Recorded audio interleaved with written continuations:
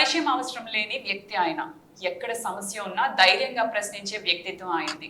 ఆయనే మన అభిమాన నేత, Kakinada rural Janasena, TDP, BJP ఉమ్మడి కూటమి అభ్యర్థి, అందరికీ సుపరిచితులైన పంతం వెంకటేశ్వరరావు గారు, పంతం నానాజీ గారు.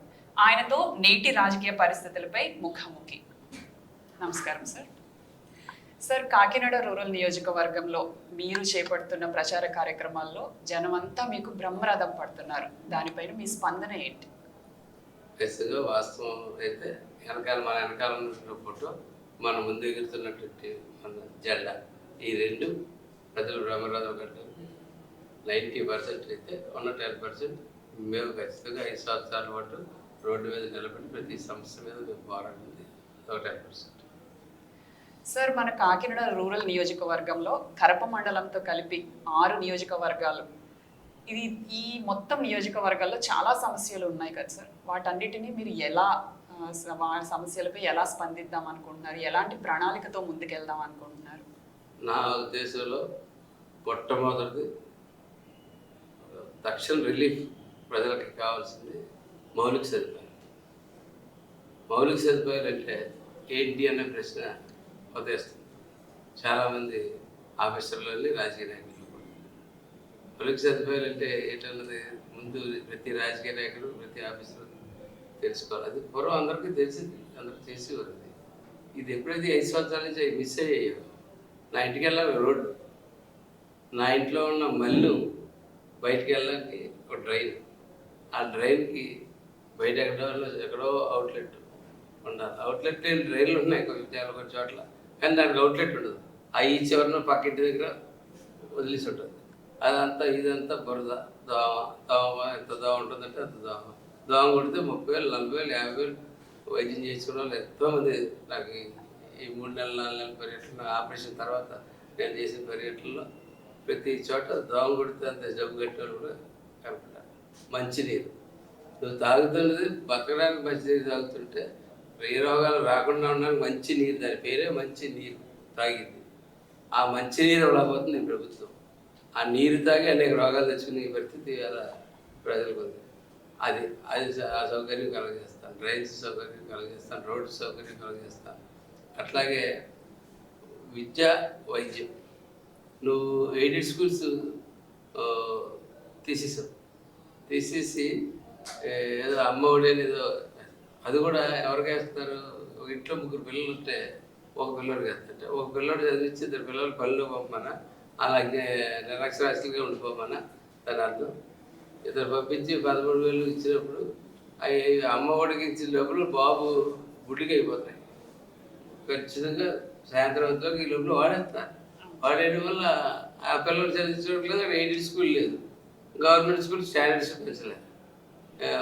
కొన్నిట్లు పెంచారు కానీ తగ్గించేస్తారు గవర్నమెంట్ స్కూల్. ఇదివరకు విచ్చివరం పక్కన ఎక్కడ ఉండేది స్కూలు. అటువంటిది స్కూల్ వెళ్ళాలంటే 3-4 గ్రామాలు దాటి వెళ్ళే పరిస్థితి ఏర్పడింది. అలాగే కాకినాడలో బాలగుడి దగ్గరలో ఉన్నవాడు 2 టౌన్ అవతలకి మసీద్ దగ్గరికి స్కూల్కి వెళ్ళి పరిస్థితి. అంతే దూరాల్లో స్కూల్ వచ్చేది వరకు మనకి ఇంచుమించుగా వాటిలో స్కూల్ ఖచ్చితంగా ఉండేది. అవన్నిటి స్టాఫ్ లేదనో రకరకాల కారణాల వల్ల ఆ సైట్లు ఇంకో రకంగా వాడేసుకుని దాంట్లో ఆ స్కూల్స్ అన్నీ తీస్తారు. అవన్నీ రీఓపెన్ చేయించుకుని సరి చేయండి. వైద్యం విషయంలో గవర్నమెంట్ జనరల్ హాస్పిటల్లో చాలా మంచి డాక్టర్లు ఉన్నారు, కానీ సదుపాయాలు లేవు. వేగవంతమైన వైద్యం లేదు. సదుపాయాలు లేనప్పుడు వేగంగా వైద్యం చేయలేదు. చూసారు సుధాకర్ మాస్క్ లేదని చెప్పి సుధాకర్ ఎలా అయిపోయి అలా జీవితాలు కూడా పోతుంటుంటాయి. అట్లాగా నేను ఒక బృందాన్ని ఏర్పాటు చేసి తెలుసుకున్నాను. జనరల్ హాస్పిటల్లో జాయిన్ అయిన దగ్గర నుంచి డిశ్చార్జ్ అయ్యేదాకా మా వాళ్ళు పేషెంట్ కన్నా పేషెంట్ అటెండెంట్ ఎంత బాధపడతారో మీకు ఎవరికైనా తెలుసా? పేషెంట్ కనీసం మత్తులోనే ఉంటాడు, ఇంజక్షన్ చేసిన ఆ మత్తులోనే పడుకుని ఉంటాడు, ఆ మాత్రల మత్తులో. కానీ ఈ అటెండెంట్ ఈ స్లిప్ పట్టుకుని అక్కడ తిరిగి ఇక్కడ తిరిగి అలా తిరిగి భోజనాలకు మధ్య భోజనాలు పెడతారు. చాలామంది అందాజులు పెడతా ఉన్నారు. లేకపోతే కనీసం టాయిలెట్లు ఉండే వాళ్ళకి వెళ్ళడానికి, ఆ పేషెంట్ వదిలి వెళ్ళలేరు, ఉండడానికి. ఇటువంటి అన్నీ కొంచెం అధ్యయనం చేసి డాక్టర్లను రిక్వెస్ట్ చేసి, అలాగే స్టాఫ్ని రిక్వెస్ట్ చేసి వీళ్ళందరినీ కాన్స్టిట్యున్సీలో ఉన్న వాళ్ళు ఎవరైనా హాస్పిటల్లో జాయిన్ అయితే ఒక ప్రత్యేక బృందాన్ని పెట్టి ఖచ్చితంగా నేను ఎమ్మెల్యేగా ఉన్నంతకాలం ఆ బృందాన్ని. సార్, మన కాకినాడ రూరల్ నియోజకవర్గంలో పర్యాటకానికి ఎంతో అవకాశం ఉన్న ప్రాంతం ఇది. అయితే మనందరికీ తెలుసు పర్యాటక పరంగా అంత అభివృద్ధి లేదు అని. ఈ విషయంలో మీరు తీసుకునే ప్రణాళికలు ఏంటి సార్? నేను మొన్న నేను ఒక ఎజెండా కొట్టించా, లోకల్ మేనిఫెస్టో.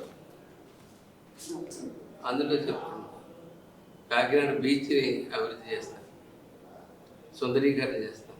అంటే పక్క నాకు పక్కన కానిచేసి మహానాయకుడు పవన్ కళ్యాణ్ గారు ఇక్కడి నుంచి ఉప్పాడ దాకా బీచ్ సుందరీకరణ చేస్తాం. ఆయన తలుచుకుంటే 5 నిమిషాలు పని, ఆయన పక్కన గ్రౌండ్లో నేను పని చేస్తాను చేసి. ఇవాళ సినిమాకి వెళ్ళాలంటే ఒక ఫ్యామిలీ సామాన్యంగా 2,000 అయిపోతుంది. తల్లిదండ్రులు కూడా తీసుకుని వెళ్ళి పిల్లల్ని తల్లిదండ్రులు అందరూ తీసుకెళ్తే ఇంటర్వెల్లో పాప్కార్న్ కొంటే 300 వెళ్ళిపోతుంది. ఆ స్థాయిలో ఇవాళ రేట్లు ఎలా ఉన్నాయి, 3,000 అవుతుంది. కాకినాడ లాంటి ప్లేస్లో కనీసం ఎంటర్టైన్మెంట్ లేదు. ఎంటర్టైన్మెంట్కి ఖచ్చితంగా బీచ్ సుందరీకరణ చేస్తాం. ఇదివరకు చిరంజీవి గారి టైంలో డబ్బు ఇచ్చారు, కానీ ఏం ప్రైవేట్ పరం చేసేసారు తర్వాత. కాబట్టి సుందరీకరణ చేస్తాను. అలాగే మన స్టేడియం ఉందో దాని స్టేడియంని డెవలప్ చేసి ఐపీఎల్ స్థాయి మ్యాచ్ ఆడే స్థాయికి తీసుకెళ్తాను. ఎందుకంటే కాకినాడకి వీళ్ళందరూ ఇవాళ వచ్చారు. వాళ్ళకి కాకినాడకి ఎప్పుడో సెకండ్ మెడ్రాస్ అని పేరు, కాకినాడ వచ్చి సెకండ్ మెడ్రాస్ అని పేరు. ఎక్కడెక్కడ ఫ్యాక్టరీస్ ఒక ప్యారడైజ్. ఇవాళ ఫ్యాక్టరీస్ నరకం అయిపోయింది. ఇక్కడ పిల్లలు ఎక్కడ ఉంటారు, వాళ్ళు ఎక్కడ ఉంటారు, కళ్ళ ముందే వాళ్ళు భూమి కబ్జా చేసేస్తూ ఉంటారు. వాళ్ళు ఏం చేయలేని పరిస్థితి. కాంపౌండ్ గారు చూసారా కాకినాడలో కాంపౌండ్ వాళ్ళు కట్టి వాళ్ళు డిమాండ్ పెరిగిపోయింది. వాళ్ళు కాకినాడ రూరల్లో కాంపౌండ్ వాళ్ళు కట్టి పరిశ్రమ చాలా అభివృద్ధి చెందింది. అన్ని పరిశ్రమలు కన్నా ఇవాళ బ్రహ్మాండమైన అభివృద్ధి చెందింది. ఎందుకంటే ఎక్కడెక్కడ ఉన్న పిల్లలు వరసలు పరుగుల మీద కాకినాడ వచ్చి కాంపౌండ్ వాళ్ళు కట్టించుకుని కొలుసుకుని ఇది నాది అని చెప్పి రాసుకుని పోతూ ఉన్నారు. అంత దారుణమైన పరిస్థితికి ఇవాళ కాకినాడ తీసుకొచ్చారు 2 భూ కబ్జాదారులు. అసలు ఎవరికి లేనటువంటి అదృష్టం కాకినాడ ప్రజలందరికీ ఉంది. నారద మహాముని ప్రతిష్ఠించినటువంటి గుడి సర్పవరంలో ఉంది. దాన్ని అభివృద్ధి చేస్తే ఖచ్చితంగా అది రేరు కేసు. నారద మహాముని అంటే మునిగా మహాముని, అటువంటి ఆయన ప్రతిష్ఠించింది. నారద గుండం కూడా ఉంది అక్కడ చెట్టుపేటలో. ఆ ఏరియాలో డెవలప్ చేస్తే పర్యాటకులు అనేక మంది వస్తారు. మన సర్పవరం ఊర్లకి పోషణ చూసుకోక్కర్లేదు, వాళ్ళందరికీ ఏదో ఉపాధి ఖచ్చితంగా కలుగుతుంది. ఆ స్టేజ్కి వెళ్తుంది అది చేయగలిగితే. ఇటువంటి ఎవరు శ్రద్ధ పెట్టరు. ప్రధానమైన విషయం ఏంటంటే వచ్చిన దగ్గర నుంచి ఆ కంపెనీల చుట్టూతో తిరగడమే తప్ప అందులో ఏం రాలుతారు కంపెనీలు చిన్న తప్పు చేస్తారేమో వెంటనే పట్టుకోవడం, దాన్ని క్యాష్ చేసుకోవడం, క్యాష్ ఏమన్నా పొరపాటున యాక్సిడెంట్ అవుతుంది. యాక్సిడెంట్ అన్నది జనరల్ థింగ్. యాక్సిడెంట్ అవుతుంది. యాక్సిడెంట్ అయిన తర్వాత మేము పరామర్శించడానికి వెళ్తాం, బాధితుడికి 4 రూపాయలు ఇప్పించడానికి ప్రయత్నం చేస్తాం. ఈ బాధితుడితో పాటు ఈడు బాధితుడే అయిపోతున్నాడు. అతను 2 బాధితులకి ఇవ్వాల్సి వస్తుంది. కాన్స్టిట్యున్సీలో జరిగింది కాబట్టి అతను బాధ కలిగి అతనికి ఇవ్వాల్సి వస్తుంది, బాధితుడికి ఇవ్వాల్సి వస్తుంది. కంపెనీలో ఒక పరిస్థితి అది. అలాగే ఆ పొల్యూషన్ పీల్చుకుంటున్న మనకేమీ లేదు, మనకి ఉద్యోగాలు లేవు, ఏమీ లేవు. నువ్వే అన్ని కాంట్రాక్టులు తీసేసుకుంటావు, అన్ని కాంట్రాక్టులు మళ్ళీ ఇక్కడ వాళ్ళకి అన్ని విషయాలు తెలిసిపోతాయని చెప్పి నీ రంపచోడవరం నుంచి, బీహార్ నుంచి, ఒడిశా నుంచి, వెస్ట్ బెంగాల్ నుంచి తీసుకొచ్చి అదిలో పనులు పెట్టుకుంటాం. ఎగ్జాక్ట్లీ. ఇక్కడ ఉపాధి లేదు, కాలుష్యం పీల్చుకోవాల్సి వస్తుంది, ఇన్ని ఇబ్బందులు పడతాం. ఇండస్ట్రీస్ కావాలా, ఖచ్చితంగా కావాలి. కానీ ఇలా కాదు. ఇప్పుడు కూడా పొల్యూషన్ సరి చేసుకుంటా అవి పెద్దలకి ఇచ్చే డబ్బు పొల్యూషన్ సరి చేసుకోవడం పెట్టుకుంటే సరిపోతుంది. వీళ్ళకి ఇచ్చే డబ్బు అంతకుమించి ఇంకేం లేదు. అదే సార్, మీరు ప్రస్తావించినట్టుగా కంపెనీల గురించి, కాలుష్యం గురించి, కాకినాడ పరిసర ప్రాంతాల్లో ఈ పరిశ్రమల యొక్క కాలుష్యం ఈ మధ్య కాలంలో అధికమైపోయింది సార్. వాటి ఎఫెక్ట్ అటు బీచ్ పైన, ఇటు జనాల మీద, జనరల్ ప్లేసెస్ మీద కూడా పడుతుంది. దీని నివారణకి మీరు తీసుకునే చర్యలు ఏంటి? ఖచ్చితంగా ప్రతి ఫ్యాక్టరీకి ఇన్స్పెక్షన్ జరుగుతుంది. మేము రాజకీయంగా డబ్బులు ఆశించిన రోజు అది జరగదు. మేము అది ఆశించిన రోజు ఆశించాలనే రోజు ఖచ్చితంగా ఇన్స్పెక్షన్ జరుగుతుంది. వాళ్ళకి కూడా ఫ్యాక్టరీ వాళ్ళు కూడా నష్టం ఉండదు.